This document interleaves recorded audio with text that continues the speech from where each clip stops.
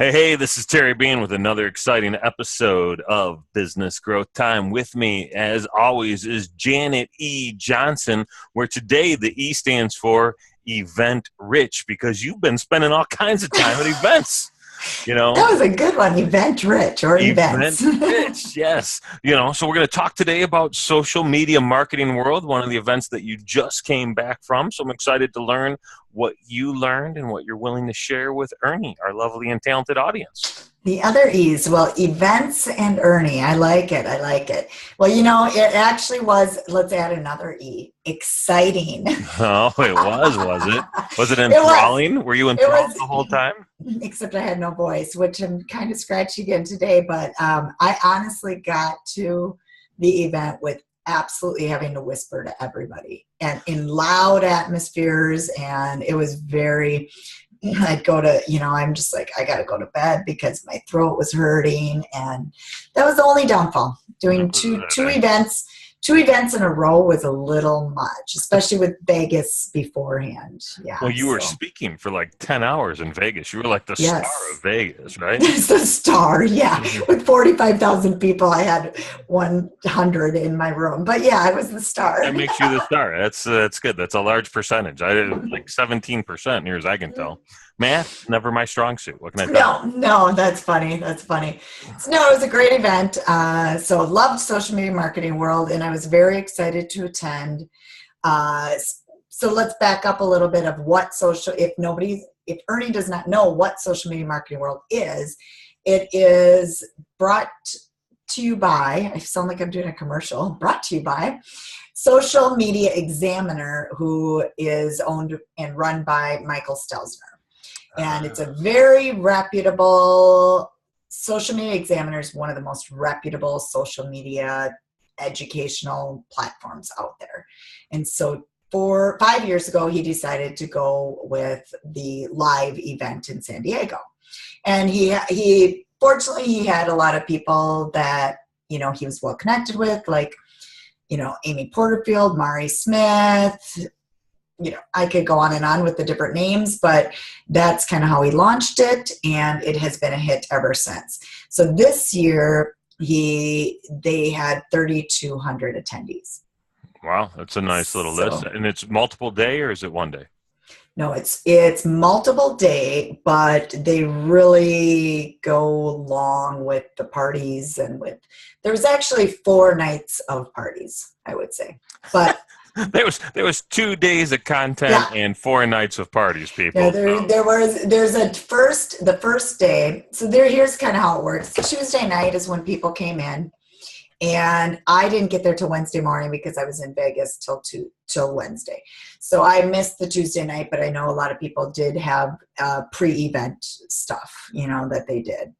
I saw all sorts of pictures on Facebook and that kind of thing. So there was a pre-event. Well, you had proof. If there's pictures, you know it. You got it. Yep. And I'm like, I'm fear of missing out. I'm already missing out. But so much FOMO. And that was no big deal. And then the next day, they had a lot of pre-workshops, and you could attend those, but they weren't part of the main workshops, I guess. They had a lot of good understudy people, like folks no one's heard of. Looked like maybe that's what it is. Maybe that's the way you get in on this. Because I'll probably be in first day next year, so I'll probably be on that pre-day.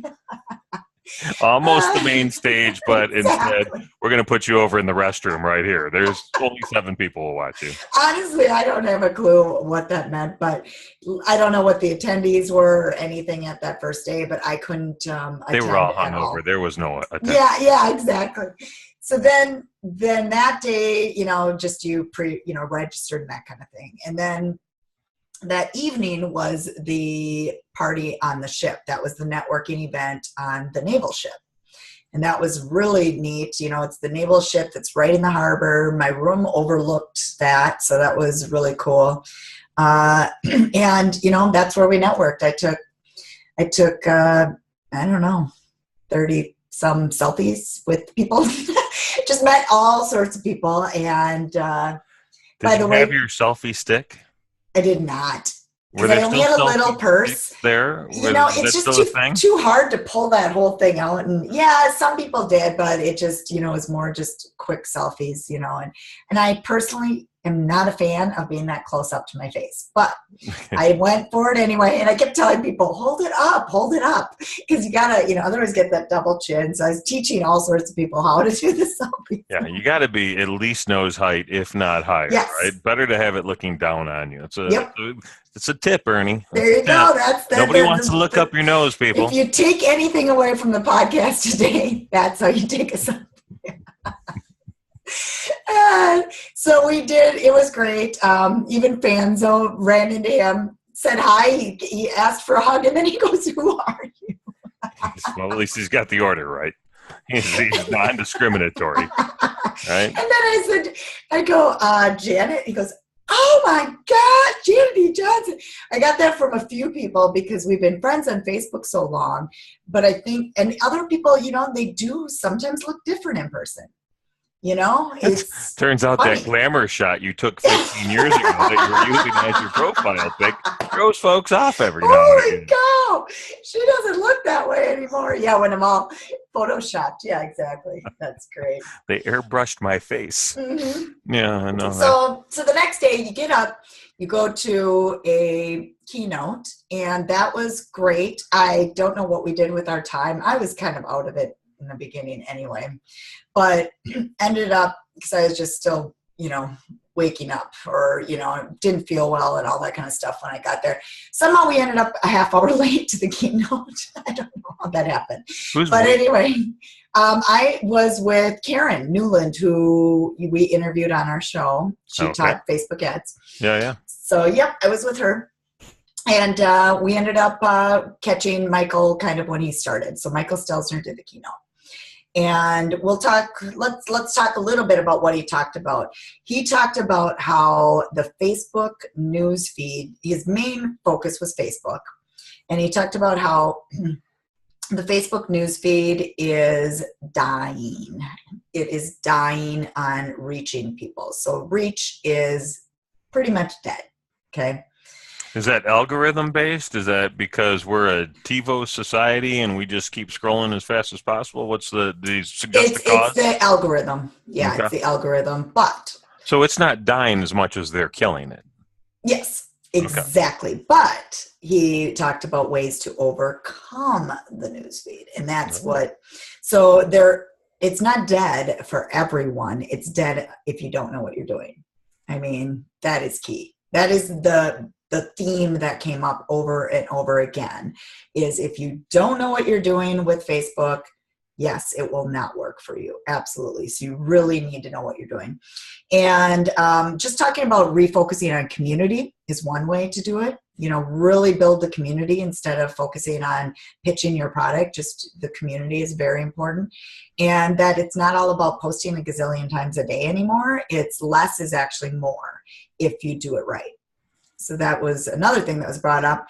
The other is that out of all the pages, here's a quiz for you. Out of all the pages on Facebook, how many of them do you think are using advertising, Facebook ads? Well, I don't know how many pages are on Facebook, so let's pretend they did have that. It was in the millions, but I can't remember exactly. I didn't write it down. I'm going to go with 7%. Holy cow, how are you that good? 6.7%. And we did not run through this before. No, we didn't. That was good. So 6.7%. So what does that mean for a page that is advertising? Lots of reach and lots of opportunity because very little competition. Exactly. Wow. There's still a lot of competition, but that's another thing we could talk about too. But bottom line is, do they segment it by industry and by category? And do they recognize that a page that's for a band is different than a page that's for a marketing person is different than a dentist office? Yeah, well, this stat, that's the next step I was going to talk about. This stat is overall. Like the entire Facebook, how many pages versus how many advertisers. That's everything. Got it. But the key is to be highly targeted. So like you just said, if you're a dentist, get to those dental clients in your geographic area, maybe, you want the moms, be very specific, get highly targeted, and then you can actually do a low ad spend for that. And video is kind of key there. So lastly, the other thing he talked about, which I did this morning on my Facebook page, is how can you bust through the algorithm? Like, this is what we just talked about. It's all because of Facebook's algorithm. And what do you think? Well, I kind of gave it away. What do you think that is that could bust through the algorithm for a page? I'm thinking the Kool-Aid man coming through a wall with kids yelling, "Hey, Kool-Aid!" But like a video of that. So maybe video. Yeah, live. The live video. Live video is by far. One take with the Kool-Aid man then. Even my one post I did this morning was I did a Facebook Live, and I actually sent it out to my email list this morning. Well, this could be a whole nother show. And I have a great blog post right now. If you go to janvyjohnson.com, I don't know the link exactly /blog. It's awesome. It talks about this gal that did a Facebook Live consistently in the growth of her company from September to January, went from $200 to $4,000 a month. No kidding. Online. A network marketing gal. So anyway, that's a story that shows it, kind of proves that can break through the algorithm. So she picked a specific time, 10 a.m. every Friday, and she was on it. You got it. She's been doing it every single week. Mm-hmm. Just once a week, though? Once a week. Yep. Once a week show. Yep. Just demoing. Yep. So it's a very interesting story. People loved that story, and that is on my blog as of today. So that catch that too. But I do totally believe that, yeah, live and video, so you can do a mix. Those are the two pieces that are really going to break through the algorithm. Do you do your Facebook Live through your profile or through your page? I did it through my page today. Okay. Mm-hmm. And do you do that always the same way? Or is it, because you said today, like it might be different? Wendy and I are going to be doing a profile one next week. And the reason we're going to do that is because they now have double screen like we're doing right now. Yeah. And I did one, Bonnie had me hop on yesterday, and it was really wild because I was picking up my kid in the car. And guess what happened? I hop on, I have my sunglasses and all.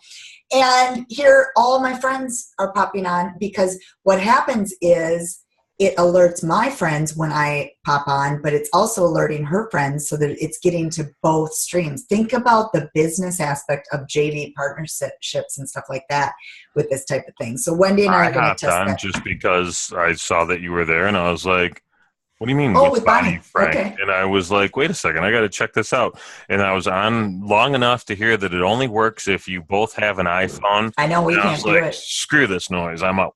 Oh, that's so funny. It will come. It will come to everything. It's just they did that first. And it's not on desktop yet. So I did today, I did on my page desktop version. It's easier. I had all the setup. I prefer that. It's, I've never gone live from my desktop. I hadn't either, but it's totally, it's just like this. Okay. So it's very, very easy, simple to do. Now, granted, if you use a software OBS or BeLive TV, that actually you can do some screen sharing, because in the future I'd like to start doing some where I screen share too. Well, especially if you're teaching or presenting information, you have all the supporting evidence and people are very visual. Yep. So that makes perfect sense. Yeah. So that's kind of the next thing. All right. So we talked about Michael Stelzner. And so that was the keynote. Yep. Social Media Examiner, by the way, if you're interested in learning tips and tricks for social media, go to socialmediaexaminer.com, sign up for their newsletter. It'll hit your inbox once a day, right around 1 p.m. Eastern time. And it's chock full of good information. They do a heck of a good job with it for sure. They do. And they're reputable, and the people they bring in are reputable too. Yep. So, okay, next it was where you get to pick from like 10 topics, and that's how many breakout rooms there were. That's almost too many. A lot. It was a lot. Especially so guess what happened? Your friends. Yeah, you missed the things you want to see because you want to see someone else. Yeah, exactly. So we decided to choose people that, well, kind of funny, but that we wanted to connect with. So Mari Smith, for instance, I'm friends with her. I've known her for years. And we sat right in front, and I was talking with her fiance, I don't know, boyfriend, whatever he is. And that's how I ended up going to a Saturday thing with Mari too.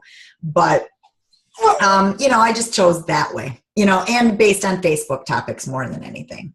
Karen was more Facebook too. So we just kind of went with the Facebook topics. So anyway, now granted, you get recordings of the whole thing when you attend. So that's nice. And all the slides. So anything I missed, I can go through later, which I will be, but yeah, it's easier to do it live. Yeah, for sure. Okay, so next, Mari covered, let me give you the key takeaway here. She talked majorly about video again, and you have a puppy there wanting.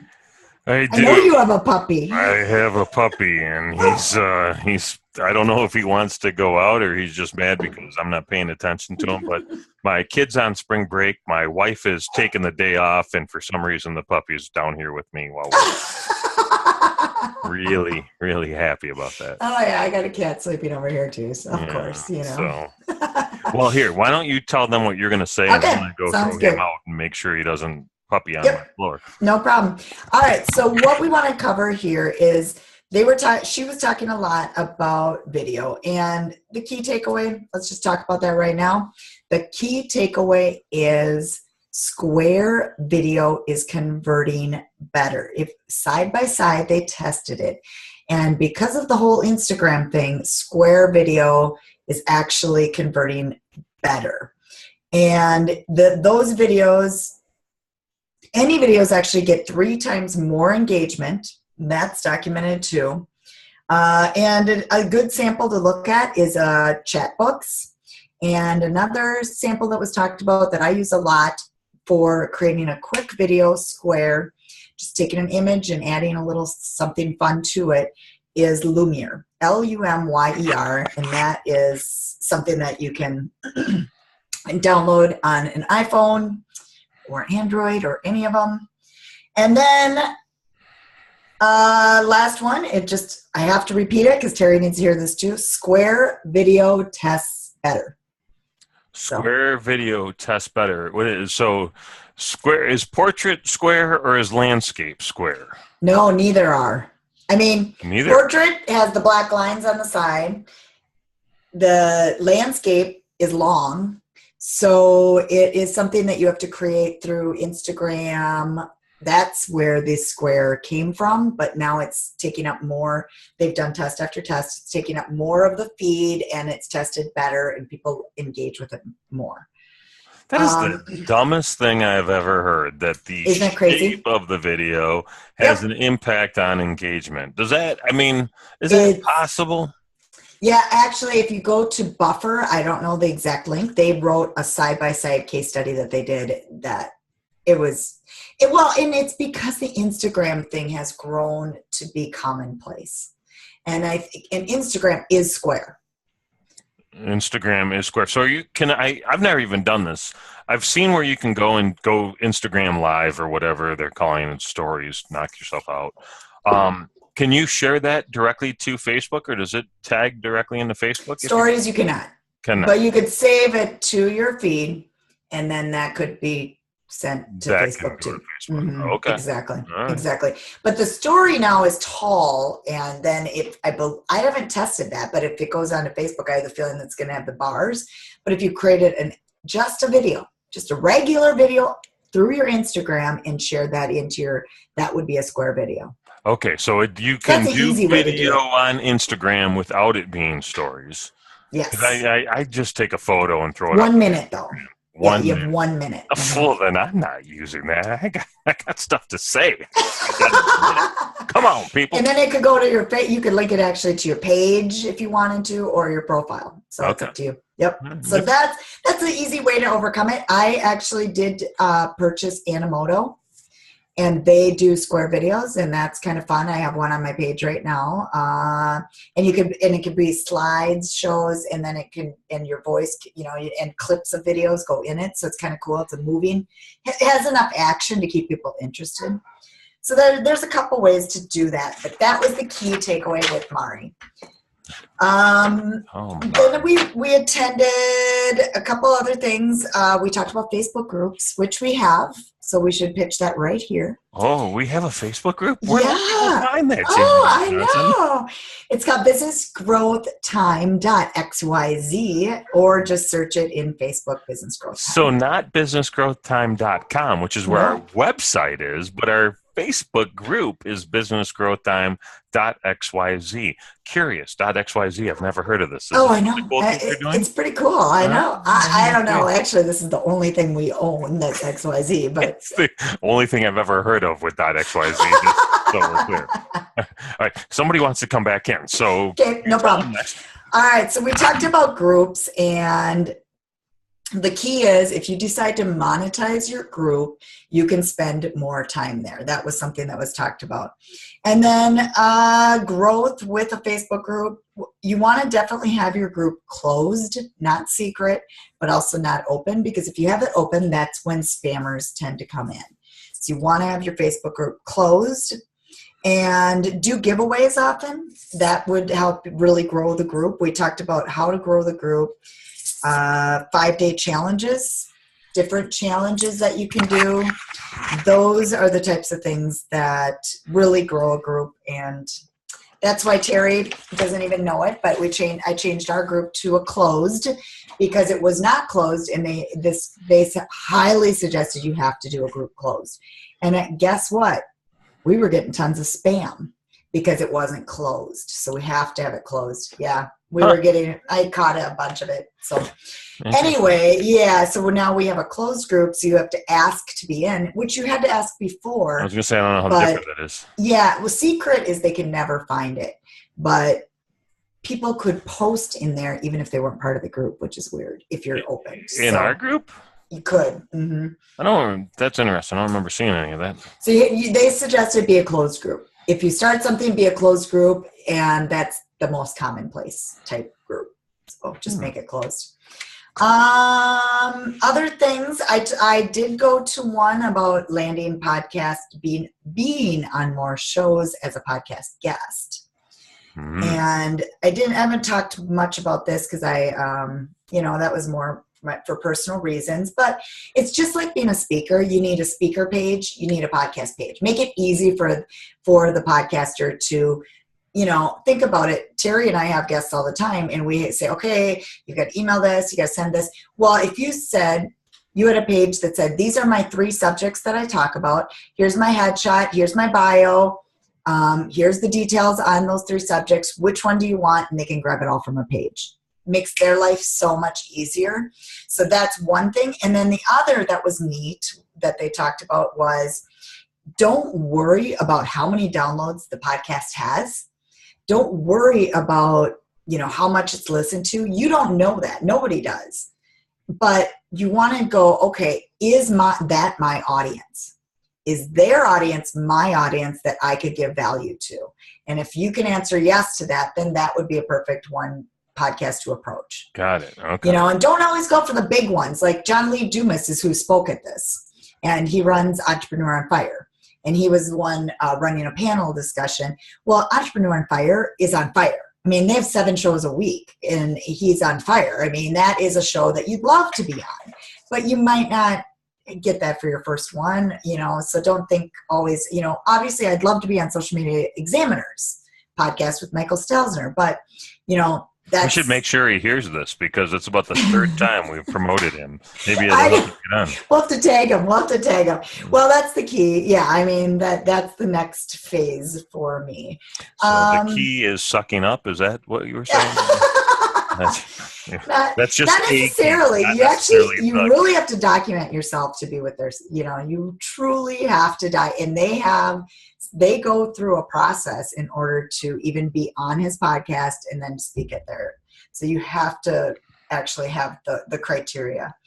Then what else did they talk about? And create a landing page for the show specifically, and then give a gift to the audience. Get an email list. Build your email list by being on their show too. That's nice. A great thing too. So that was very good for me, but it's not necessarily for everybody.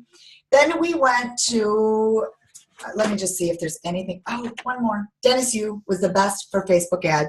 All I'm going to say real fast, he talked about video, but he did a really cool method where he did a video and he targeted employers of high profile website magazine type things like BuzzFeed. I'm sure you've heard of that.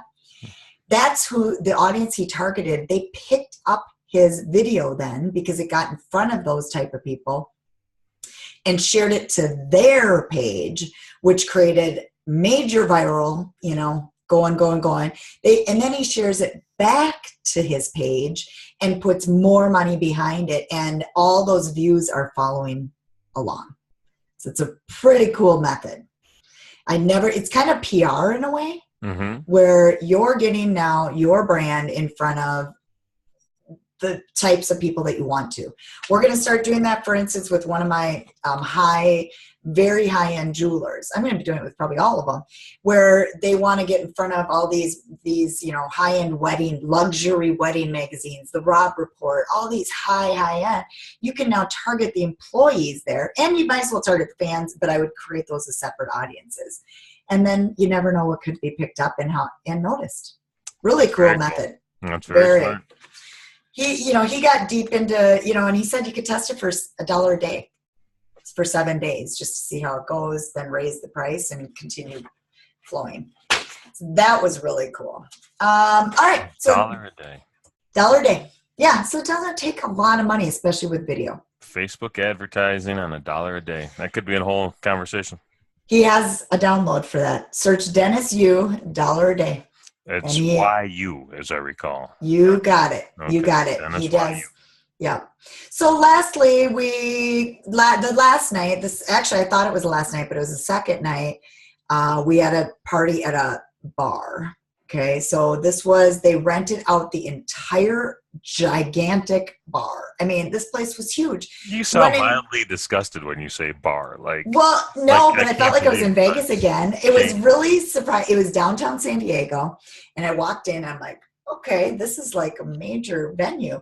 And what they did was, the first was just a normal bar. And then you walk into the next room, and here there's gals hanging from the ropes swinging. I mean, I'm like, what in the world? And there's a huge stage with the Social Media Examiner screen, and there was karaoke going on. There was music being jammed, and I couldn't talk either at this time, and it was so loud. So you couldn't sing, but you could swing? Is that where we're going with this? No? I guess I could as well. But it was really cool venue. I mean, that was a party. I'll tell you that. There was 2 other rooms. There was a jazz room in the back, and they, drink tickets and all, it was, but Jen went home at 10 o'clock. She was sad to say. I can't do 2 in a row the next time. Anyway, but I did, have a good time, but it was, I just decided it was be smart, Janet, and go. But there were many that weren't smart and didn't show up the next day till like 11 a.m. So, I feel like if I'm paying for an event like this, you need to attend, Gotta do both. Yeah, if you can handle it. Gotta do both. I'm showing my age here.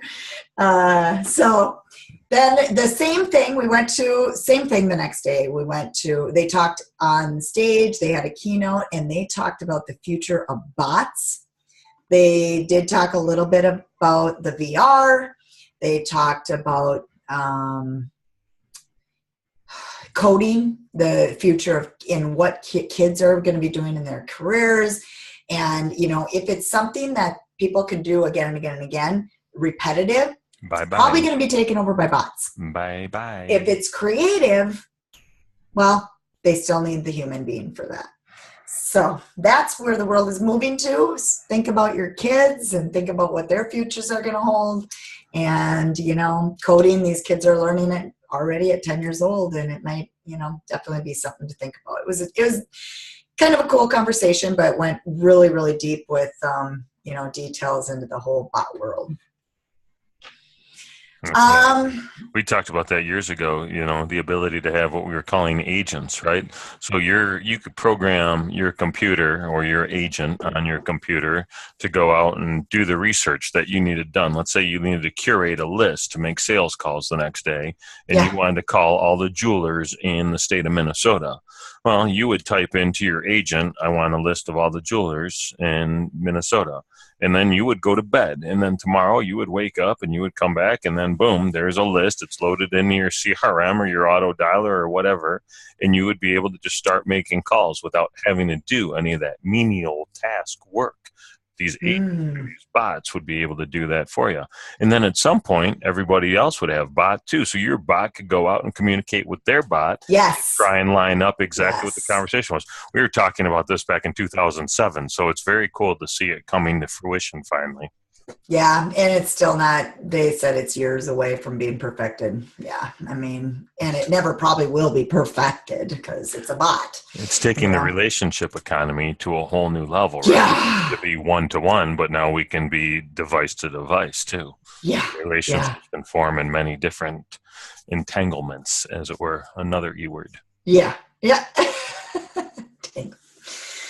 Good. Well, lastly, let's just see what other takeaways. Alex Kahn was who we took Facebook Live, and he just said have a catchy title because we've talked about this. We should probably just expand on it. He did have some key takeaways. We decided to go to him because look him up, Alex Kahn, Khan. If you look him up, you'll see why. We were kind of tired and we wanted to stay awake. He's super adorable. My wife picked a chiropractor for my daughter. I come back and he's the chiropractor for all the cheer girls, right? Oh. And I come back and I post in our cheer group. I'm like, ladies, you ain't fooling nobody. Yeah, I get it. It's a nice little eye candy 28-year-old beefcake. Yeah. Isn't that crack funny? Me, big boy. That is so funny. So he's similar thing, and obviously he does very well with Periscope, and his teachings were about Periscope too and Facebook Live. But long story short, get to the point because you got to remember a lot of people are watching it as after the fact of it being live. So if you sit around and wait for people to get on and you go, we're going to wait for more people to join, people aren't going to hang out for that in a review. Yeah. So he said, get right to it in the first minute, have a catchy title, introduce yourself, introduce the topic, and ask an easy answer question. Like I asked today, have you done a Facebook Live? Yes or no? Very, very simple to the point. Are people still doing Periscope? I mean, were there actual... He is. He's doing it a lot, but he was one of the top. He had millions and millions of viewers. So he's doing very well with it. So if you built that community and you have that niche and there's people still there, why wouldn't you stick with it? Right. Exactly. So it doesn't matter what platform, honestly, if you have the community built there. It's where the and people he are. Does. Yeah. But he is moving to Facebook Live a lot too, because it's kind of like Vine. You got to make sure you're in a couple places because it could die. Exactly. Right. Exactly. And here's the good point I'll end with his. They come because of the content. They stay for the community. So they or the cute person in the middle. Yeah. Yep. So that was some good takeaways. And there was a lot more, but that's about it. And let's end with this one. Mark Schaefer with the known. This is what we talked about before we even started the podcast a little bit. He just wrote a book. It's called Known. And that was what he was talking about. And I think this is good for everybody that is looking to build their presence better and become an authority in a certain potential niche. You want to be known, presence, reputation, and authority. Those are the three keys. And it's not about being famous, not about being, a celebrity. It's about just being known for a certain thing. And he talked about the emotional connection through content. And you need to be consistent and have tenacity. And believe it or not, he talked about it not being a year, not been a 2-year thing. He talked about the average mindset for this to really be that known person, if you're just starting out, is a 30-month mindset. So Terry, look at our podcast. We've only had it for 2 years. We haven't even gotten to that 30-month point, if you think about it, So, there's a lot of people that would quit way before that 30 months.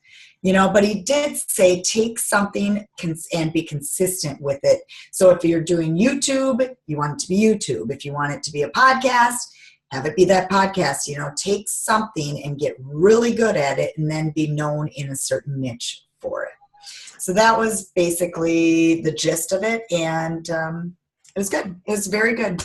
We used to talk about this all the time, right? In the old days, it was you got paid for what you know, right? If you were a silversmith, you were making silver or horseshoes. If you were somebody that was making gardens, you were a gardener, right? And that's how you got paid.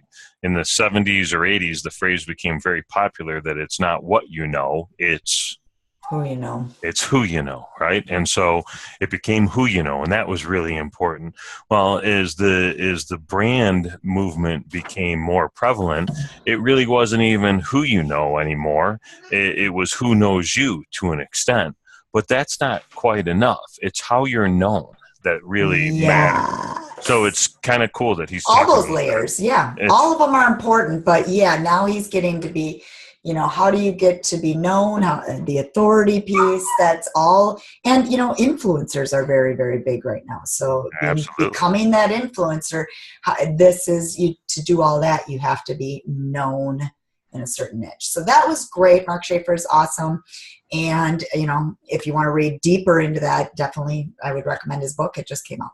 Perfect. So there's a pitch for maybe we can get him on our show to talk about. I bet we can. Known. I bet if he wants to be known, maybe he'll show. Yeah, there you go. There you go. So lastly, the last night we had a small gathering in the bar.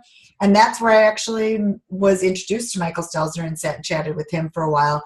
But I was ready to go and be done with my day. And that just blew up. And everybody was there. I was like, I tried to leave about 20 times and I couldn't, seem to get out of there. So it's a fun event, very, very fun event. And then I ended my time with going to a small workshop. He's not talking to me if you're listening. He's talking to the dog. That was my daughter coming down, calling the dog. I didn't even hear it. No, you know what? We work from home. That's the way it goes. That's how it goes. So bottom line is I went to Mari's little group. We had 25 people in the Marriott Hotel. And that was nice. And we went deeper into a Facebook discussion and just, really delved into it and, had a private little group that day with Mari too. So that was neat. Very cool. It sounds like it was a great event. Long event, yes, but did you get home on a Sunday or did you get home on a Monday? Saturday at 2 a.m. Yeah, I was worn. Okay, so you got to at least you didn't come back Sunday at 10 p.m. at night. You got to take Sunday off and pretend to catch up. So when Monday came, you could get I actually slept the entire day Sunday. I literally did not. I got up at 10 and I went back to sleep at 12 and slept till almost 5. That's how tired I was. Nice. But it was just, a long week. So I will be at Social Media Marketing World again. If you're into the whole, even if you're not a social media person, this event has something for everybody. It's amazing. Great event. Cool. Well, it sounds like thumbs up all the way around. Yeah. So thank you for taking the time to debrief us on your exciting adventure. You're welcome. Well, good. And hope to see some of the earnings there next year. Awesome. Well, let's finish up by making sure join our group, BusinessGrowthTime.xyz. And then you can catch all our past podcasts at BusinessGrowthTime.podcast. And we're on Stitcher and iTunes too, if you'd rather just listen on your phone. Very cool. All right. Well, thanks for joining us, Ernie. As always, we love you and we'll see you real soon. Thanks, Janet. Great job today. Thank you.